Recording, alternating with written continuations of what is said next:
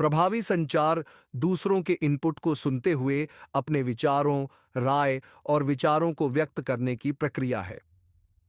कार्यस्थल में प्रभावी ढंग से संवाद कैसे करें? एक, बोलने से पहले अपने विचारों को व्यवस्थित करें।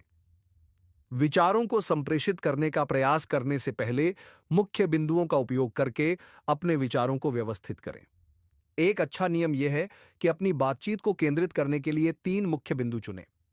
इस तरह अगर आप किसी विषय से भटक जाते हैं, तो आप बिना घबराए अपने एक या अधिक बिंदुओं पर वापस आ सकेंगे।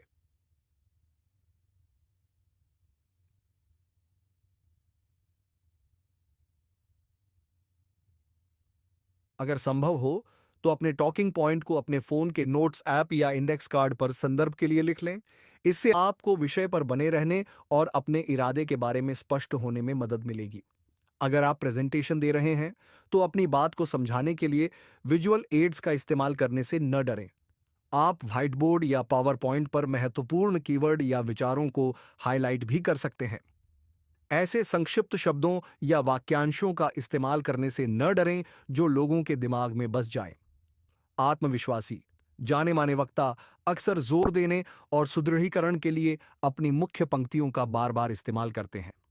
2, अपने दर्शकों को ध्यान में रखें। अगर आप प्रेजेंटेशन दे रहे हैं, तो जिस विषय पर आप बोल रहे हैं, उस पर रुचियों, समानताओं, मतभेदों और ज्ञान के प्रत्याशित स्तरों पर विचार करें। उदाहरण के लिए, अगर आप कॉलेज स्तर के जीव विज्ञान पाठ्यक्रम पर व्याख्यान दे रहे हैं, तो छात्रों को विकास और कोशिका सिद्धांत की अच्छी समझ होनी चाहिए। खुद को दर्शकों की जगह पर रखकर देखना मददगार हो सकता है। खुद से पूछें, मैं किस तरह की जानकारी लेकर जाना चाहूंगा। इसी तरह अगर आप छात्रों को लेक्चर दे रहे हैं, तो आप उनका ध्यान खींचने के लिए वीडियो या मीम्स जैसे विजुअल एड्स का विकल्प चुन सकते हैं। क्लाइंट या स्टेक होल्डर्स के सामने नए विचार पेश करते समय पेशेवर माहौल में ग्राफ या चार्ट का इस्तेमाल करें। 3, ध्यान बनाए रखने के लिए बाहरी विकर्षणों को कम से कम करें। जब आप कोई गंभीर बातचीत कर रहे हों, तो आखिरी चीज जो आप चाहते हैं वह यह है कि कोई फोन कॉल आपको बाधित न करे। अपने फोन को डू नॉट डिस्टर्ब पर रखें और अगर आपके ऑफिस में रेडियो या टेलीविजन है, तो उसे बंद कर दें। अगर आप किसी सार्वजनिक जगह पर हैं, जैसे कि रेस्टोरेंट, तो किसी भी तरह की रुकावट को कम करने के लिए तब तक इंतजार करें जब तक आपका वेटर आपका ऑर्डर ना ले ले। 4, बोलते समय स्पष्ट और संक्षिप्त रहें। अपने लक्ष्य के बारे में स्पष्ट रहें ताकि आपका संदेश इस तरह से आए कि हर श्रोता उसे समझ सके। इसके लिए जटिल शब्दों के बजाय सरल शब्दों का इस्तेमाल करना जरूरी है। इसी तरह किसी भी तरह की गलतफहमी से बचने के लिए स्पष्ट रूप से बोलना सुनिश्चित करें। आपको ऐसी आवाज में बोलना चाहिए जो सुनने लायक हो और बहुत धीमी या असंबद्ध न लगे। संचार के 5 सी को याद रखना मददगार हो सकता है, जिसमें स्पष्टता, संक्षिप्तता, स्थिरता, कनेक्शन और आत्मविश्वास शामिल हैं। 5, रुचि को आकर्षित करने के लिए अपनी आवाज के लहजे को समायोजित करें। नीरस आवाज हमेशा कानों को अच्छी नहीं लगती, इसलिए अच्छे संचारक अपने संदेश को बेहतर बनाने के लिए स्वर के रंग का उपयोग करते हैं। येल विश्वविद्यालय आपको सलाह देता है कि जब आप एक विषय या बिंदु से दूसरे पर जाते हैं, तो अपनी आवाज की पिच और वॉल्यूम बढ़ाएं। जब भी आप कोई विशेष बिंदु उठाते हैं या सारांश देते हैं, तो अपनी आवाज की आवाज बढ़ाएं और धीमी गति से बोलें।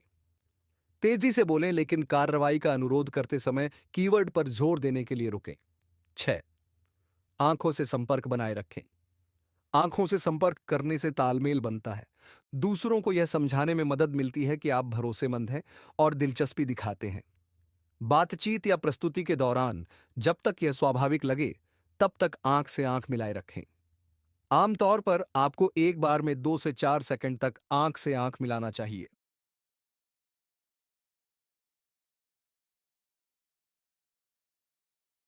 अपने सभी श्रोताओं को ध्यान में रखना याद रखें।